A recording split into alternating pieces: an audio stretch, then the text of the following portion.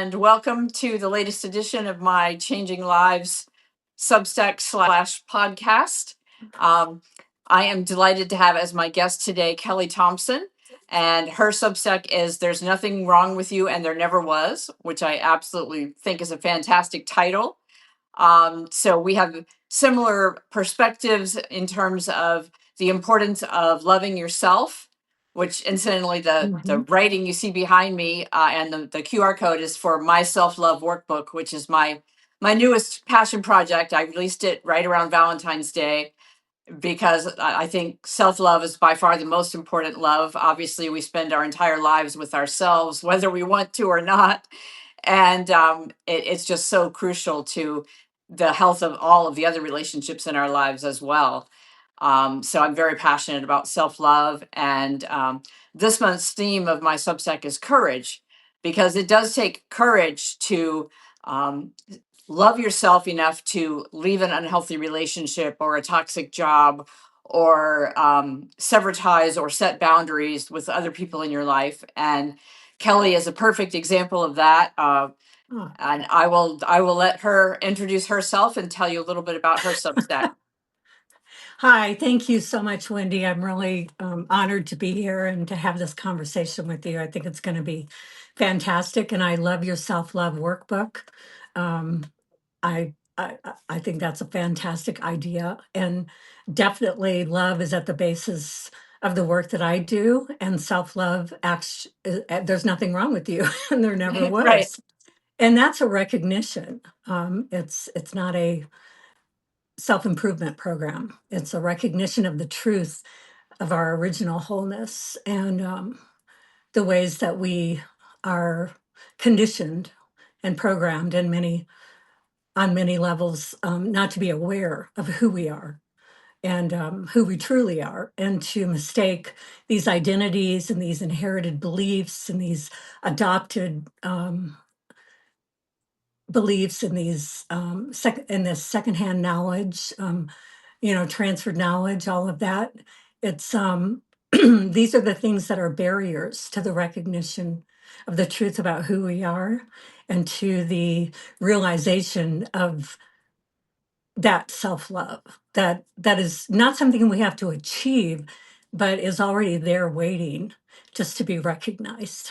It's Yes, for us We to haven't return to lost it. what we knew as you know, when we were born, our birthright, before others came and convinced us otherwise. And I've talked with Yeah. other guests about this too, how our society teaches us from such a young age that the key to your self-worth and that what makes you lovable is what you achieve.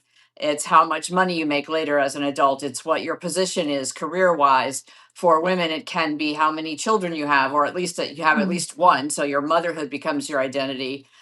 Yeah. And I know as a woman who never had children, I just was always asked, when are you going to start a family? Or, why don't you have children? There's something wrong with you. That's supposed to be your role. We have appointed for you. So there are just so many ways, and especially within Christianity, and the more conservative you get, kind of the more extreme it gets, in my experience, with the whole patriarchy and hierarchy, and men are up here almost at the same level with God, because of course God is male. So there's God, then there's men, then there's women, then there's children, and it's a whole system. And it's just so easy to get caught up in that and come to believe it because it's all we are ever raised with. And Hmm. society is always eager to sell women another beauty product or a weight loss pill or anything else that can help make us more attractive to men. But at the same time, we're taught that it's wrong for us to ever be sexual beings unless we're married and we're trying to procreate. Yeah, we can't win. Right. But and I also on my Substack I write essays biweekly and talk about all of these things underneath the umbrella of "There's nothing wrong with you and there never was," and how I got there and what that means, and how you might get there and help um, give you some seeds, plant some seeds so that you might begin to have some of that conditioning fall away. And you might begin to recognize, a lot of people are, that's really happening right now. And then the other piece of that is I have a literary magazine that is called The Whole, WHOLE. And so that's the W puts the um, rec- recovery puts the W in the hole. Yes, absolutely. And the tagline, so to speak, would be recovery from anything that disconnects you from yourself. So here we are. That's exactly what happens. And that's why we have self loathing, the failure of not living up to the prescriptions that society gives us, like we must be mothers or we're a failure, we must be this, we must be that. We're looking at everything else. This is how we should be. And none of it, it's all just a bunch of Bullshit. basically, yeah, it's it's total bullshit. So here we are and we can become free. And so I hope to be part of that. And I like to share, my own liberation. So, Yes, and I would love for you to share a little more about your liberation story because I think it's unique. And we were talking a little bit before we went live. Um, Kelly is a cult survivor and freed herself from that. So that's a more extreme environment than many of us have faced and had to free ourselves from. Although my upbringing did certainly include some of the patriarchy and the purity culture messaging. But please, Kelly, share just briefly what you were born into and how you broke free of it. well, I was born into a sect, a little known insular sect that was brought over to the United States, Australia, UK, Canada, and other parts of the world.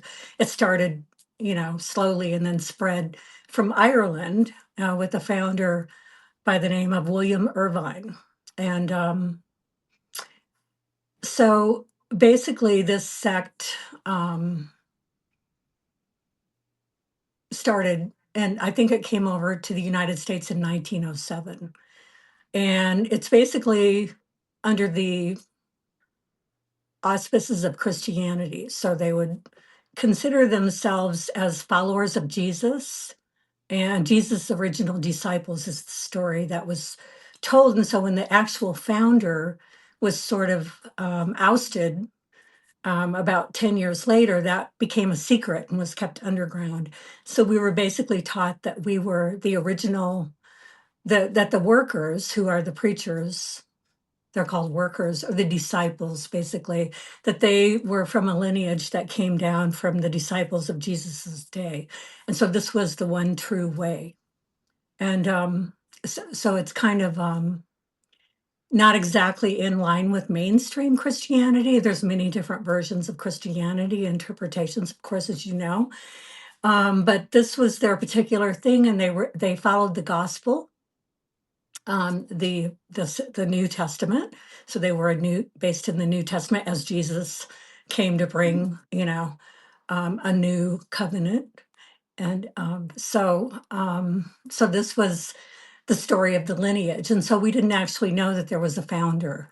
So people were sort of, you know, when this began to come out in the 80s or 90s, it began when in the internet, it was through the internet that this information was slowly began to trickle out. And people were like, wait a minute, who is this person that founded this? And you mean this didn't come? And then of course they came up with alternative things to explain that, well, it's the veil, disappears for a while and then it comes back. You know this story. So anyway, so without going into the entire thing you said briefly, so my grandmother converted in a tent one night when they were preaching the gospel in Illinois, and they went out in rural areas a lot at first, and they pitched tents and they preached, and she stood up and did what they call professed and gave her life to Jesus in that meeting, and so then my father, who would be second generation, that was his foundation under with his mother and his sister. And then he, as a young man, left. And then he came back. Ah, At 27, he came back with my mother when his um, a family member died, and that was very had a profound effect on him. So my mother and he professed at 27 and 28 when I was a year old. And so I was a sort of a prototype. Would that be the right word? Because I had two older sisters, but I was the one that, they had 5, 7 years with Santa Claus and Somewhat normal television life. and a somewhat normal life, but I was the prototype I was going to be, that was taught, and everything I was taught and told um, was based in the gospel and the Bible. So that was my upbringing. So I was not, yeah. So it was never like you've done something wrong or you've made a mistake. It was more like, what would Jesus say? And what does the Bible say about? So this was my upbringing from the age of 1. So I was So I was deeply indoctrinated and conditioned in this, and I think it affected me even more profoundly than my older siblings because they had some normality in those first formative years. But anyway, they were also profoundly affected because they were then, taught the same way, and they were no longer allowed to cut their hair, and they couldn't wear the pretty barrettes and the adornments, and we all had to become sad sacks. Okay. Speaking of purity culture, there were very strict dress codes and rules. We couldn't cut our hair. So scissors never touched my hair until there's a story I wrote about that called Shorn in my Substack when I was 15 and I rebelled and I actually chopped my hair up. So that was a big deal. But anyways, so when I did begin to rebel, and I do believe that from an early age, I was just a very precocious child, and Mhm. I was actually had a lot of I was quite a reader, and so I was really good at interpreting the Bible and understanding metaphors and analogies, and I and so I was pegged as somebody who was going to become a preacher because of this gift that I had. And so that was another part of the trajectory. And I began to feel very, very conflicted inside. And like a normal teenager, I wanted to do things that other kids could do. And so I began to rebel. And that was the beginning of my journey out. I ended up running away. I was targeted and groomed, because I was groomed in this purity culture. I was sheltered, but I was not protected. I was not given tools with which to navigate the world, but we still were sent to secular school with no real tools of how to navigate secular school, from being so different from everybody in Right. the school. So I became a target. I was targeted by some boys. And I think that was a catalyst too that propelled me out. So I ran away 7 times when I was 15. I got pregnant at 16, which was my way out. It was my way out. And I love that girl now for taking that route. Thank you to her. She's amazing. She had a lot of courage. You're right. That Yeah, took a lot of as I courage. said earlier, this month's theme is courage. So I thought you would be the perfect guest because I can't even Mhm. imagine as a 16-year-old pregnant teenager having the courage to leave everything else that was familiar, your parents, your home, and strike out on your own and somehow survive as a single mom. And Yeah. the other courageous part of it too is just surviving. I know that's part of what has come out about the cult that you were raised in is a lot of sexual abuse and cover up of it, which of course in Christianity as a whole, that has also been the case.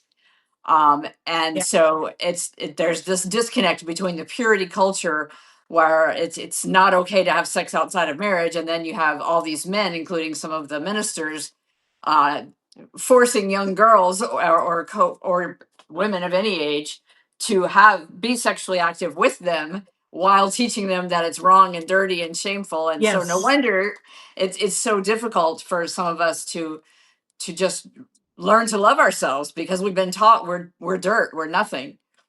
exactly. And that is a great, that creates a cognitive dissonance that causes people to compartmentalize and fragment and definitely split into different parts and compartmentalize. And that's basically what leads to addiction, by the way. Compartmentalizing and fragmenting and hiding parts of yourself away from yourself. And so Mhm. you would be required to do that in the two by twos in the purity culture, because you could never admit that you had these feelings.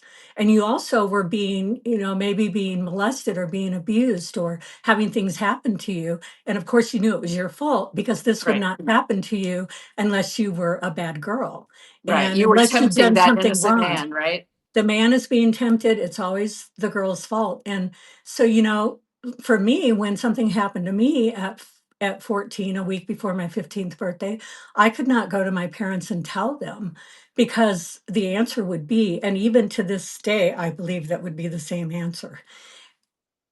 Why were you there? Yeah. What did you do to lead What him on or whatever? Yeah. why did you even talk to a worldly boy? You were taught you weren't even supposed to be with worldly boys. you know we were only supposed to be with boys in the truth. And then of course, if I'd been with a professing boy who was in the truth and he did the same thing, which is of course highly possible, and I disclosed that, it would somehow be my fault as well. I would have tempted, it would have Yes. been me. So there's no way you can win. And you Absolutely. internalize that and you take it in, and it's such a deep, deep shame that is put upon us that has nothing to do with us. And that, we need to externalize and give that shame back where it belongs, which is what we're doing right now, culturally. And I hope that we find ways to continue with that and make sure that we, you know, put the shame where it belongs. And it is not within us. It's this patriarchal system is absolutely it's insane, and it doesn't work for anybody. So let's get over it. Okay. Yeah, and it's so heartbreaking to me to see like the trad wife movement and Oh, women themselves participating in their own oppression and justifying it and saying, yeah. "Oh no, this is the role that I'm supposed to play." And it's not just, my husband telling me this is what God wants and this is how God created the world, and if you don't follow this model, then you're a terrible person, you're not a faithful Christian, you're going to hell, all of the things, or you're, Well, or more, there's just something very wrong with you. it's a way of it's actually an escape from in self-actualization, and having to come to terms with yourself and become a fully actualized person to choose a trad wife. And because the rationale that I've heard, of course, I can't say that 100% across the board, but the rationale that I have heard is that, this is a natural order and the man needs to be in charge. And this is the mask. And then there's the new age part of that. There's another version, which is the divine masculine and the divine feminine. And the man and we need this, and we need to submit to the man, and this whole new story that is absolutely just really makes me sad, because the real path to liberation and freedom is to self-actualize and become whole, and to recognize your original wholeness and become complete within yourself. And then, as Jesus and Mary Magdalene did, you may have an equal partner. Hmm. See. Yeah, it's interesting that you mentioned that with the divine masculine and the divine feminine, because for me, Mhm. a key part of my deconstruction and reconstruction, which I'm currently in the midst of, is really embracing and getting to know the divine feminine, not in terms of gender roles. And everyone I know who embraces the concept of Yes, divine masculine, divine feminine are very clear. It's not that women are divine feminine and men are divine masculine and they're right. separate roles. All of us are both. And Exactly. they, It's an as you said, the inner, idea is yeah. equal partnership and realizing that Mhm. all of us have both within us and it's not tied to gender roles in any way. And that we Mhm. need both to be equal partners, to be healthy both as individuals and as a society. Yes, that's so beautiful. What we need is the divine marriage within, and that's the marriage within ourselves, the sacred conjunctio, which Jung talks about. And so we both have to realize that divine masculine and the divine feminine is part of that in wholeness Mhm. that I talk about. You become whole through the integration of both the masculine and the feminine within yourself. It's not out here. We externalize everything out here. And this is how we come up with doctrines and dogmas and mythology and literalize mythologies, Yes. and this is where we go astray. But this is an inner journey, and this is an inner thing. And so this is so beautiful because I love that we're talking about this. It's one of my passions. Yeah. Mine as well, yeah, Yeah. and for me, it's kind of started when I realized that even though I had deconstructed, well, I never ever really bought into the whole misogynist patriarchy culture. I was in a more progressive denomination where, at least in theory, they believed that men and women were equal, and I'm a former pastor, so obviously my denomination ordained women. And yet underneath that, the men got the senior pastor roles. The men were always paid more Mhm. than the women. There was plenty of sexual harassment, et cetera, et cetera. But yeah, it's just amazing to me, uh, how prevalent it is once my eyes were opened. And but I realized that I still had internalized this idea of a male god, even though my intellect very much rejected it and never, the old white guy in the sky, never worked for me. At the same time, here was Jesus, who was obviously male. And as long as I considered Jesus divine, and there wasn't a female counterpart that was equally divine, Yeah. although the Holy Spirit is feminine in the Hmm. ancient languages, and so I sort of had that. But nevertheless, I wanted a more embodied female, divine being. And the one that I chose is Mary Magdalene, because I had been so steeped in the idea that the body is bad and sex is bad, and there's this division between the spiritual world and the material world, and the spirit and the flesh being bad and all of the things, right? And so, as I've studied more about Mary Magdalene and the divine feminine, it's just such a wonderful and necessary counterpart, and so clear that Jesus and Mary Magdalene did have a special relationship. Even if all you believe is the traditional New Testament, it's clear from that alone that they had minimally were had a very close friendship, and she was a devoted follower of his. And then if you also look at the non-canonical gospels, like Gospel of Thomas, Gospel of Mary, then it's even more clear that he shared some teachings with her that he did not with the male disciples. And Yep. just mind blowing to me that we got from in the gospels themselves in the New Testament, the risen Jesus appears first to Mary Magdalene and tells her to go and preach to the male disciples that he's risen from the dead. And yet the church says, oh no, women can't be pastors, or at least not, they're not at the equal level as a male because Jesus was male. But how was Well, Jesus born? Through a woman's body, right? I yeah. mean, Mary is the missing piece, and so are we. right, And so is the divine feminine, and especially in this mythology and belief system ideology. And in the Eastern religions, they have, like, for example, Hindu and Kashmir Shaivism, they have Shakti and Shiva, and one is feminine and one is masculine, and you need the interaction between the two. Just like, I guess you have the Holy Spirit, and I'm not sure how that translates, but Mary and Jesus would be the whole picture instead of just her being erased. She was literally right, painted out of the paintings, and basically wiped out and erased from history when, Christianity was hijacked. right. Jesus' message was hijacked long, long, long ago, by the Romans or whoever it was. Um, Yeah, Constantinople in the, yes, definitely, one Constantine. Constantinople, yeah, yeah, Once yeah, once Christianity became the religion of empire, which it did in ancient yeah, Rome, yeah, ever since then it has been co-opted and, given yes. into the dominant culture, the whole patriarchy model, hierarchical structure, business oriented institution versus Yeah. authentic Jesus And followers. and used as a tool of oppression and Absolutely. abuse and tyranny Yes. and control and violence. Yeah, there's such a Yeah. long destructive history. One of the books I read was Brian McLaren's "Do I Stay Christian?" And the first 10 chapters of that book are all the reasons not to stay Christian, with very detailed examples of all the horrible things that Christianity has been used to justify and that have been done in the name of Jesus.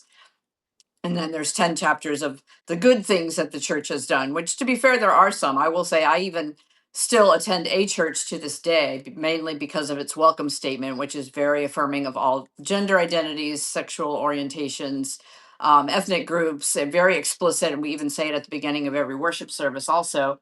So even though I no longer consider myself a Christian because I don't worship Jesus as any more divine than any of us. So we all, I believe, we all have the Yes. divine, feminine and masculine within us. I go to that church because of its social justice stance and because I had just many close friends there. It's not the typical "How are you today? I'm fine. How are you?" kind of church. It's we can be real about our real lives and share struggles with Nice. children Yeah, who are because addicted or whatever it might be. So we have someone who was a formerly in prison for drugs and who's very open about that. Just total acceptance, which of course is what Jesus was all about. That's right. So it's sad that not well, enough churches are. the importance of community and sangha is Yes, absolutely very similar. that's what's coming forward today is true community. And the problem with the communities up until now, at least in our culture, have been that they are not truly intimate. Yes, They they're are superficial, based surface on level. Mhm. they're transactional and they're based on belief. And everybody's required to agree to a certain doctrine, and that's how they sort of um, form a community rather than actual true intimacy. And yeah, so that's a big thing too. But yeah, Absolutely. So we've talked a lot about the problems which are so evident. So I'm curious to hear more about how your recovery journey, how you came to realize that this is bullshit and that there's nothing wrong with you and there never was, basically. well, that's a whole book, yeah, which I'm writing. But it's called "Losing My Religion: A Memoir of Rupture and Rapture," and I Oh, hope I I'm love on the that title. final draft. But yeah, it's a long journey. It's been a lifelong journey. So how did I come to that? Well, one of the roots that helped me escape from the cult, I ended up, experimenting with drugs and alcohol. And I come from a family where there is alcoholism, though it was hidden. And so Mhm. that was a very genetic, um, there was no alcohol in the home that I grew up in. So I had no preparation or knowledge or teaching about that or education or anything either. But my very first drink, I had a blackout. Absolute first drink I ever took. And that was absolutely baffling to me because I had no information or education. And other people seemed to be able to drink, so I it didn't make sense. So I spent a lot of years trying to figure out how to drink successfully. So I would be like other people and I wouldn't have these blackouts and instantly wake up in fields and backs of cars and weird places and things like that. So it was quite a journey. And then I began to use drugs as a way to control that drinking, which helped. Yeah, because then I wouldn't have a blackout, especially if I did stimulants, for Yeah. example. So then at about age 30, I ended up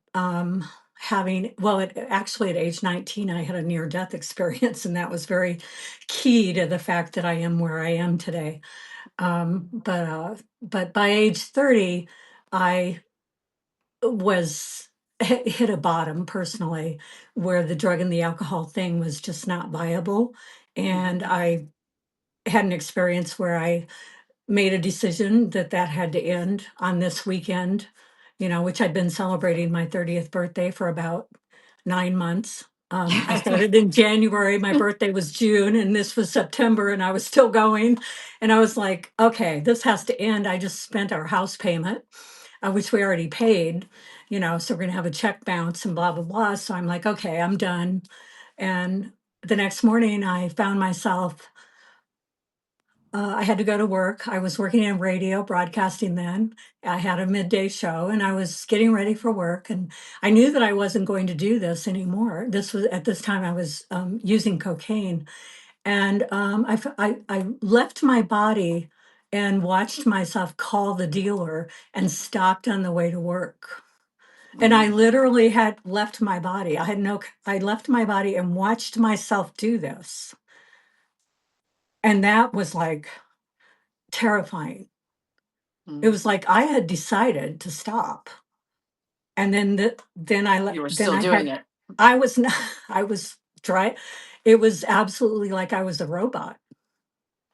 So I called for help and I ended up, and it's an amazing story, but yeah, it's an unbelievable story, the way that everything came together to intervene and to bring me to the solution. There's been something greater than myself operating through all of this story. But anyway, so yeah, the oversoul, you might say. But anyway, so I ended up in a treatment center and I got sober and I had a real hard time with the word God. And it was like, I this can is not imagine. not an option for me. And but I went through a struggle, a great inner struggle, and suddenly it came to me when I was 19. I had a near death experience, and in that near death experience, I experienced an unconditional love and a peace that passed understanding that we hear about, and an absolute love that and the transmission was given that this is my birthright, and that there was nothing I could do, nothing to ever get rid of it. That this was a fact. This was like, a tree is a tree. Right. This love is absolute and is absolutely unconditional. So it has nothing to go with church, nothing to do with beliefs or doctrines or dogmas or behavior or Mhm. anything. Um, I could be a complete human failure and it would not change that love. There was nothing I could do that would be bad enough. And Mhm. I came from this system that said if I didn't do this, and that, that I was condemned to hell. And I Right. believed that absolutely. So I was shown in this near-death experience, which I had an anaphylactic reaction to penicillin. I was shown that this love. And all I had to do, I could accept it, but I didn't have to. Mhm. I didn't have to, but to not accept it, I experienced the difference between accepting it and not accepting it. Not accepting it was basically what hell actually is. Right. And that's one of my own self making. And to accept it because it is absolute wow.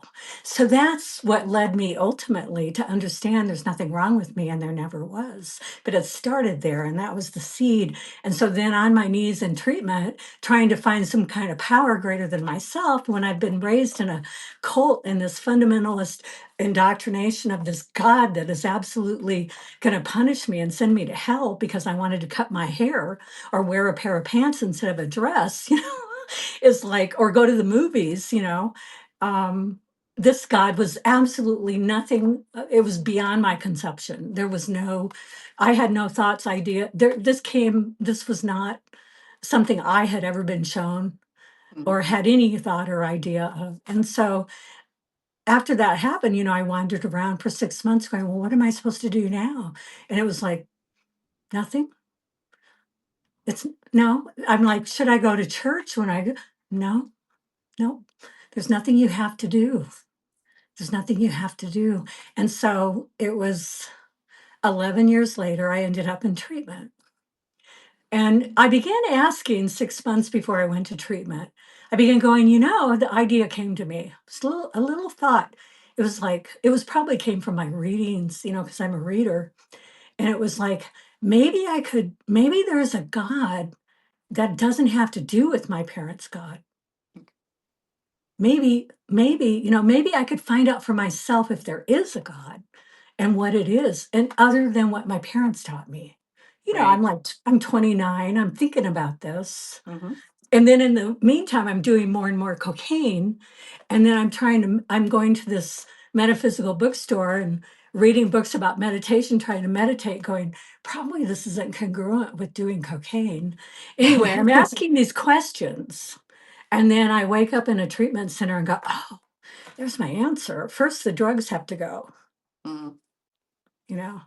And so then when I had to find something greater than myself, because I got it, I'm fucked. I have this thing. I have addiction, and this is not something I can control. I left my body and watched Mm. myself. I had no control over that, none whatsoever. So how am I going to, what am I going to do? And so I'm supposed to get this power, but I can't go to this God. And then that's what came back to me was, oh, that God. The one, the love, that God. Oh, okay, I can do that. Yeah. I can I can, I can give my life to a power that is all love, and that has no conditions and no strings attached. I can do that. There's, That's definitely my conception of God as well. And I remember when I was a teenager, my family would vacation on the beach in Florida every year, and this is when those airbrush T-shirts, which was the beach scenes and names and stuff, were super popular. Anyway, I got a T-shirt that just came to mind as what I needed. That said, "God loves you no matter what." And that was always my conception of God, even though I was still using the name God and had some of the tied to the masculine and not embracing the feminine. I always knew that I was loved no matter what, and that God was the only person or being or what have you that was capable of that complete unconditional love. That, as you said, there's nothing I could do to lose it. It's nothing I mhm, have to do to earn it either, because I was always the one trying to earn. I got all the straight A's and yeah, graduated summa cum laude, and I thought I'm a good person because of all of those things. Um, and then when those things went away, I had to reckon with, okay, who am I now that I'm not a pastor? And I know that God loves me, but I don't love myself. And how do I need to change that? And in the self-love workbook, one of the exercises I share, one of the things that I did was, after I could not say, even in my therapist office, out loud the words "I am lovable," I went home and I created this like screensaver that said "I am lovable," that had a photo of myself and those words, and I made it like the screensaver on my phone, and I had printed copies but I was still embarrassed for anyone to see them, mind you, but me, right? I couldn't even, only my therapist knew about it, and I was mortified at the idea of anyone finding out. Well, ultimately I ended up publishing an article on Medium and then on my Substack, about my self-love journey, and I used that as the title image. um, but yeah, it's so hard to get out of that shame spiral, even after yes. intellectually we understand that we are loved and that the divine isn't just out there but also within us, and therefore we're Mhm. never without that love. um, but knowing it at the Yeah. head level and knowing it deep in your gut and your soul is so different. Yeah, in asking me that question, of course, this has been a long, lifelong journey. So that was like the beginning. I mean, these are the milestones along the way. Right. And I remember, in the '80s, there was this song that I love myself the way I am. There's nothing I have to do. I used to listen to that song on repeat. But those are giving, what we're doing there is we're giving our brain, you know new thoughts. Right, new We're programming replacing to. these new programming. We're replacing all this critical thought, even though thought is not who we are, and I am not my thoughts, but I do have thoughts. Right. And so if I can move those thoughts in the direction of love, being more loving and less critical, because, we have, they're attack thoughts, and Mhm. that's one, that's a component of recovery is beginning any kind of recovery from anything, which is what I talk about, not just addiction to drugs or alcohol, but recovery from indoctrination, recovery Yes. from food. You know, it doesn't matter. We're all in recovery. Yeah, But for me, it's from depression. And yeah, like you yeah, said, it's all of the same underlying issues for all of us, is believing that we're not enough, that we're somehow worthless, defective. Yeah. defective. I literally, when I was depressed, like kind of my refrain was that I was broken beyond repair. Yeah. And Oh, so to heal and get mhm. to the point where, when I'm not depressed, it's like, no, obviously I'm not. As long as I'm breathing, um, I can continue this ongoing journey. And more importantly, there's nothing broken. I am whole to begin with. And it's society that has tried to break me in different ways. And yet I'm learning to reject those harmful messages and embrace the self that was always there. Yeah. And I think it's Don Miguel or something who calls that the consensual trance. And it's very, very powerful. And so, it's always, something that, the consensual trance of these lies, basically delusions and illusions.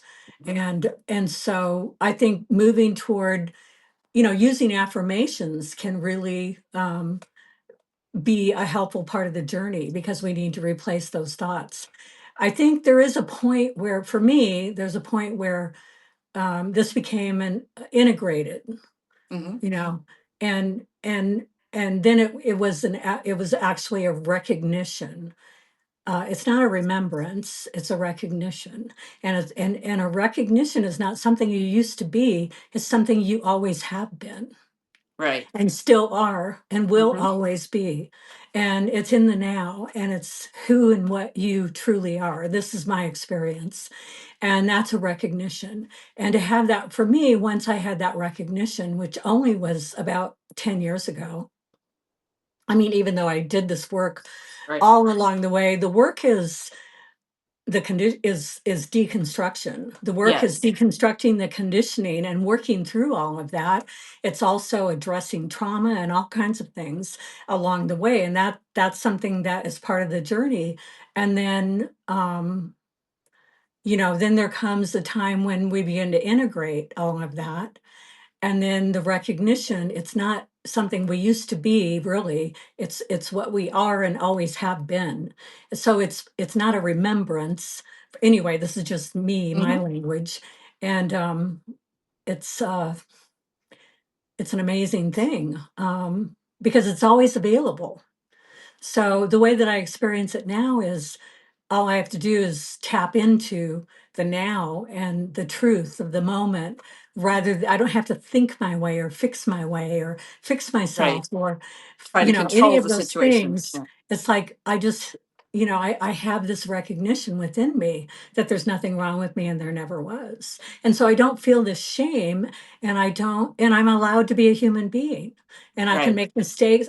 This is all part of being human. It doesn't mean that I don't have human qualities and failures and all kinds of things that I might struggle with as a human being because I'm living in the human condition. But now I Right. understand. See, this is what actually, if you're talking about Jesus, he became fully human. And Yes. this is where we're headed, is to be fully human, not to escape this, not to transcend it, but to become fully it. And that's what Absolutely. he did, in my view. And of course, I'm not a Christian, and Jesus wasn't either. He wouldn't call himself a Right. Christian, just like Jung is not a Jungian. Okay. Right. Exactly. So it's just, such a beautiful thing. And I just, you know, I'm so grateful to have that recognition because, I know it. And so I can know it about you, because I know it about myself. The oracle at Delphi is know thyself. And until we know ourselves, which I wrote about on my Substack in one post, we can't know others. Yes. I have Yeah. definitely found that. I mean, my husband and I have been married since 1991, and he is absolutely, my soulmate love of my life, and has been through hell with me and always been my number one supporter. With that Mhm. said, um when I was so caught up in my self-loathing and so depressed, um I was not a very supportive partner to him. I was as critical of him as I was of myself. Yeah. Maybe not quite that critical. I was always worse on myself. But as I have learned to love myself, I am Yeah. much less critical of him also. And so Hmm. our relationship is even better, and more of a true partnership than, him needing to take care of me because I was just a mess. Yeah, that's so beautiful. I love that. Yeah. So as you came to know yourself and to love yourself and to embrace yourself, then you were able to do that for him. And that's exactly how I've experienced it. Is, as I'm able to have these discovered these truths within myself and to know who and what I truly am, which is whole and complete. And nothing needs to be added. Nothing. There's Yeah, nothing and I need to add. I'm so passionate about that, as I know you are too, and that's why I started my Substack, and it's why I do the mental health and spiritual coaching that I do now. I get so furious at the coaches and the spiritual gurus who present themselves as these fully enlightened beings who aren't human, who have Yes. transcended, and that if you can transcend too, if you give them enough money or you believe what they do or whatever, they do what they tell you to do. And that's not what it's about at all. I see my role as helping people who want the support and need a little extra support because they don't have other sources of it maybe, or don't have enough of it yet, to find that self that's already within them, to find and to trust their own answers, which are already there. They don't need me to Mhm. give them my answers. Yeah. Even if my answers are great for me and have been life-saving, that's not necessarily the same answer that someone else needs. And Right. so Yeah. it's just so infuriating that there's this whole industry out there that thrives on convincing us that there is something wrong with us. Oh And there my always God. is. No matter, you can get better, but you can never improve enough, right? That's one of my pet peeves too, in these influencer things. And I mean, it's just it is really sort of a pet peeve of mine too, because of my journey and where I come from. I do feel grateful that I was born and raised in a cult, so that experience meant that I never found a new guru. Yeah. I never gave my life and my will over to the care of a spiritual teacher. I Right. did was able to give my life and my will over to the care of the great love that I experienced in the near death experience, Hmm. and that great love that is everything that is and has created everything that is. I can give all of myself to that, and I can also give respect to other Hmm. um, those of us who are on this path. And when I see a teacher that is embodying that truth rather than spiritual ego and spiritual pride, Right. and I've got something you want and give me the money and then you'll Yes. get it. Hmm. So yeah, so that's a real pet peeve of mine too. And I think, but how do you do that? Because you're looking for help, and so you look for teachers, and so I'm not, people do need, guides along the way. And my experience, there were many guides that came exactly when I needed them. And they came, as sort of a mirror, and so that, they helped me tremendously, but I did not surrender my life and my will to them. Exactly. I always held back from that. And I also would never affiliate with any church anywhere, anytime. Okay. That's just Yeah. not for me. Um, so yeah, I And mean, that's not part that of I, why I'm not yeah, a pastor anymore either, is because, my beliefs were too broad, even for the most progressive Christians, because I don't yeah, see Jesus as the divine savior. I never believed in a hell, that God would, send bad people to, or people who weren't Christians to, for all eternity. When here's Jesus loving yeah, you, everyone, it just didn't compute. Um, you, you wouldn't fit in there. right. No wonder it didn't work out. Yeah, it worked for a while because, again, my church was progressive Yeah, enough that it was all about the unconditional loving God. But even so, I just knew there was more than that, and things that the church dismissed, like oracle cards. I now have Megan Watterson's Divine Feminine Oracle deck, and I love it. It's all these different divine women. Some were literally worshipped as goddesses. Some were priestesses. Some were women mystics. Um, just a whole array from all different world religions. And um, it's just so inspirational to me. I draw one every morning as part of my journaling practice, and then um, journal about what that woman may have to teach me.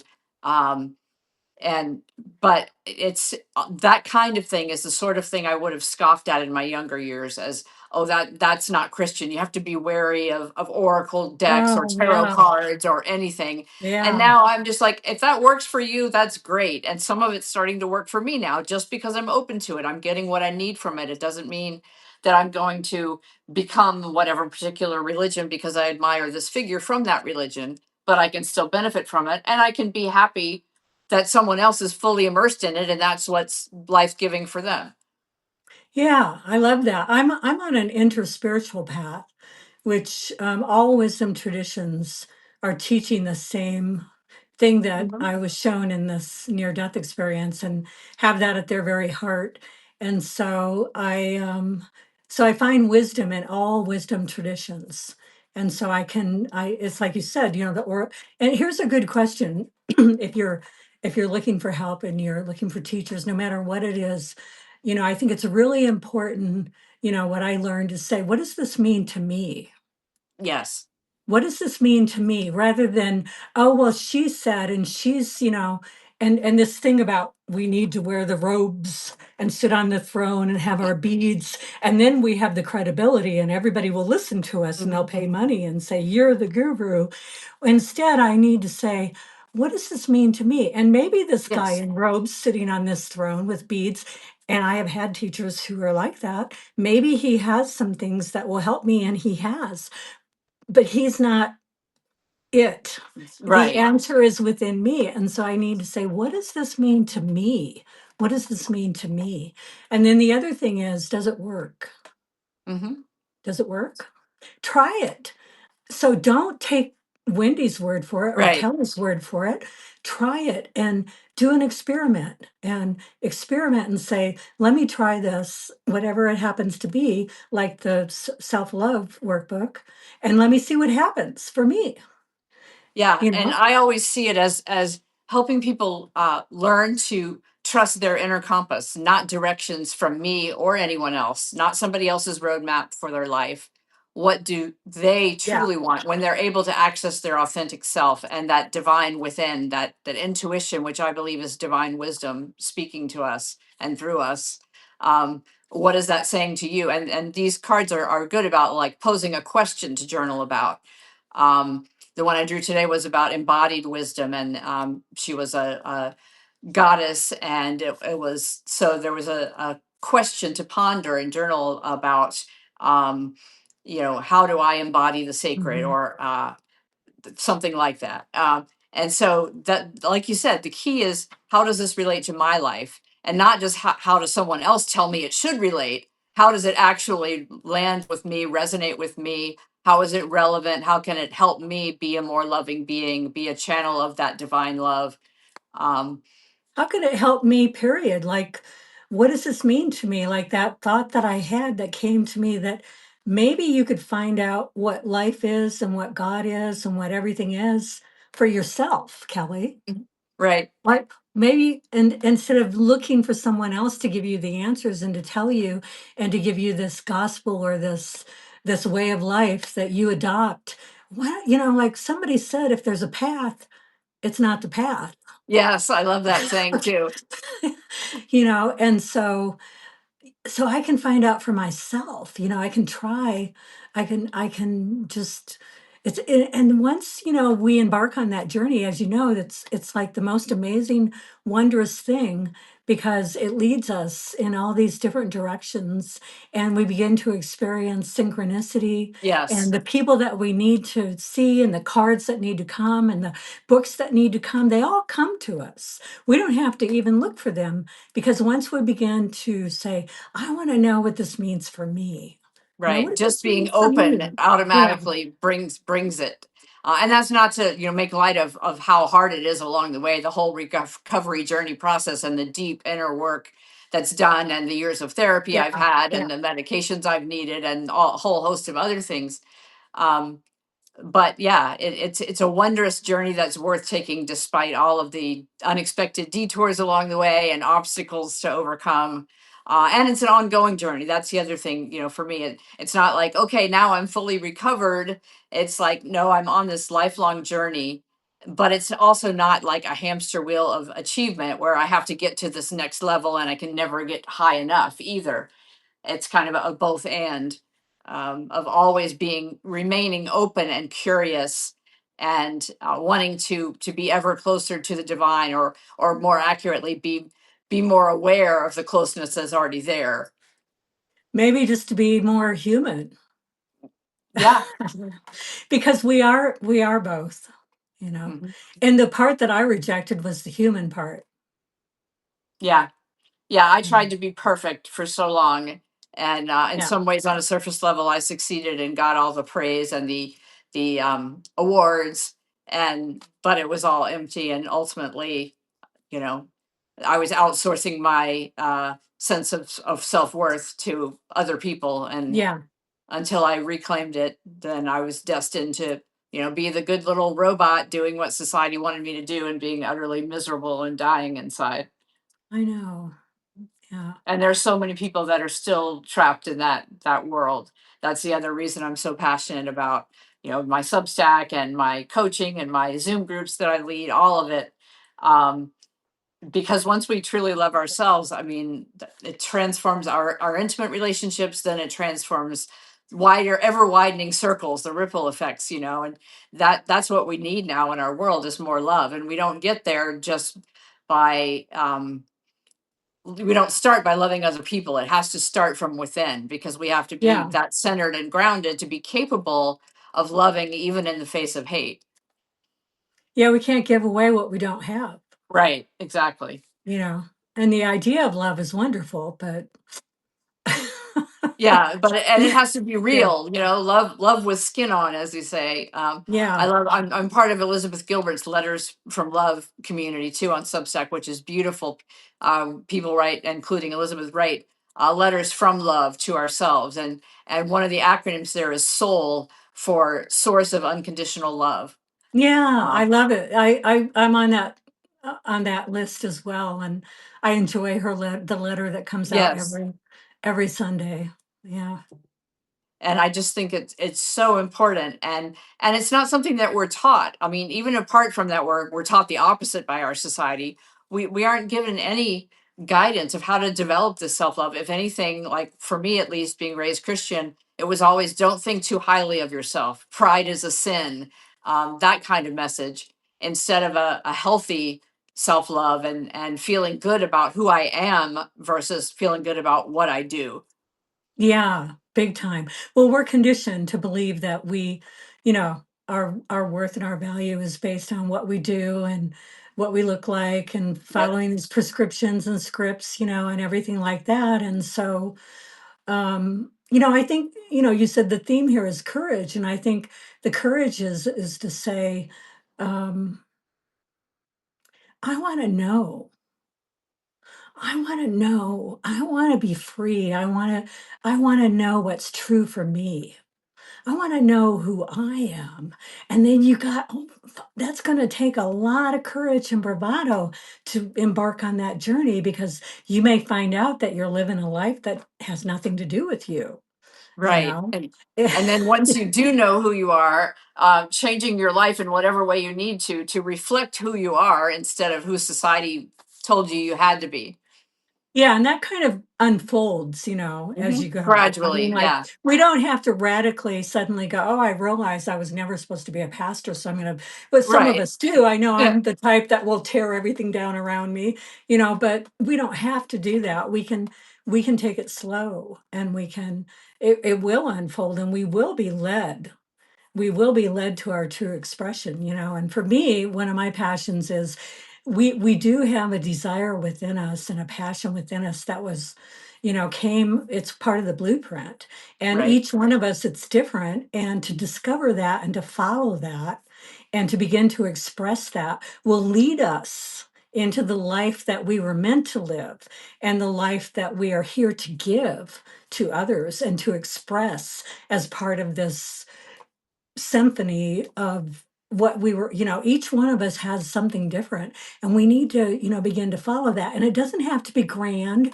It doesn't have to be a big deal. And it's not about the thing. It's not about, well, for me, I'm a writer, and it's not that. It's not that I'm a writer.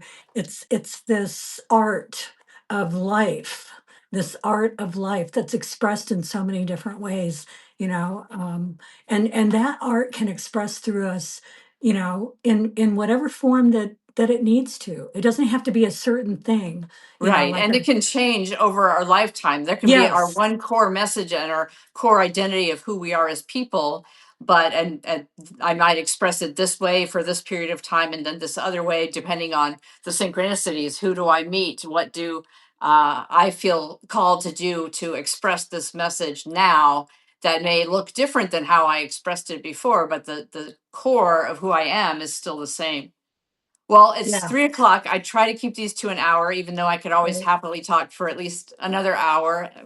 Um, for my self-love workbook, in case you all can't read my scribble behind me, it's just bit.ly/my love book.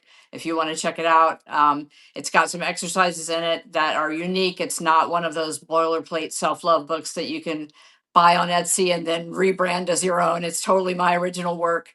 And it's all things that I have actually done personally that have helped me on my self-love journey that may help you on yours. And Kelly, thank you so much for being my guest and for this wonderful conversation and for just being an embodiment of the courage that it takes to um, reclaim your authentic self and live courageously. Thank you. This has been an absolute delightful conversation. I'd love to continue it. And I would love for everyone to come over and check out my Substack. And if it speaks to you or there's something there, it's like, a little breadcrumb, follow it. And thanks. You're welcome. And yeah, just a reminder, Kelly's Substack is There's Nothing Wrong with You and There Never Was, often abbreviated just with the letters, but it's a great, I am a subscriber to it myself. And my Substack is Changing Lives.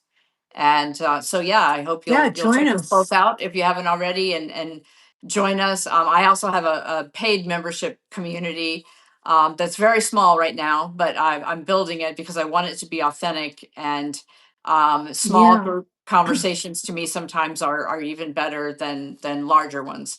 So you can find out all about more on wendygordon.substack.com. And just remember it's Wendy with an I at the end instead of a Y.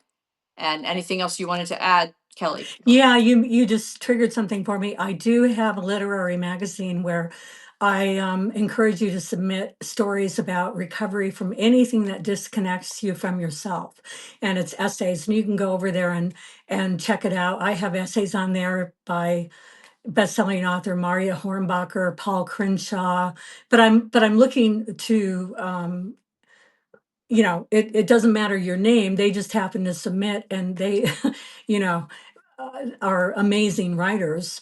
But if you would want to submit a story, I would love to read it and see if it might be a fit to be featured on that's just one section of my Substack, and you don't have to be interested in that to be, you know, benefit from There's Nothing Wrong with You and There Never Was. So that's just sort of under the umbrella. But one of my missions is, and I really need some help with this, is I launched this in September. It's sort of a continuation of a column I had at the Rumpus for 9 years. And I expanded it to include recovery from anything. And so I'd really like to see that grow, and because I know that hearing each other's stories is such a big part of recovery, and this So is journey. there a website that people can go to? This will also be on YouTube and on Apple and Spotify as podcasts. So people who aren't on Substack already or aren't already subscribers, where can they Oh, go to thank find out you. more? Yeah, go to the HTTPS address Kelly Thompson, KELLYTHOMPSONTNWWY.substack.com. And you'll find everything there. And the whole is in the navigation bar of my There's Nothing Wrong with You and There Never Was website. And so that's where you can find it. And I'm also looking for my whole paid subscription thing is to support that literary endeavor and to bring recovery stories to others. And I really, really am passionate about paying writers. So the goal is to pay $100 an essay. And as soon as we get to 100 paid subscribers, we're about 14 away, Wonderful. then I can actually do that. But I've been stuck on this plateau and I'm just like, how am I gonna get there? So that I will be paying $100 an essay. So that's very important to me because I think people should be compensated for their writing and I value writers and literature. So so I'd love it if you were interested in that too and wanted to support that. Absolutely. Well, thank you, everyone. And we hope to have further conversations with you on each of our Substacks or Yeah, wherever we may find each other in life. And absolutely. we'll sign off for now. And thanks again, Okay. Kelly. All right. Thank you, Wendy. Bye. Bye.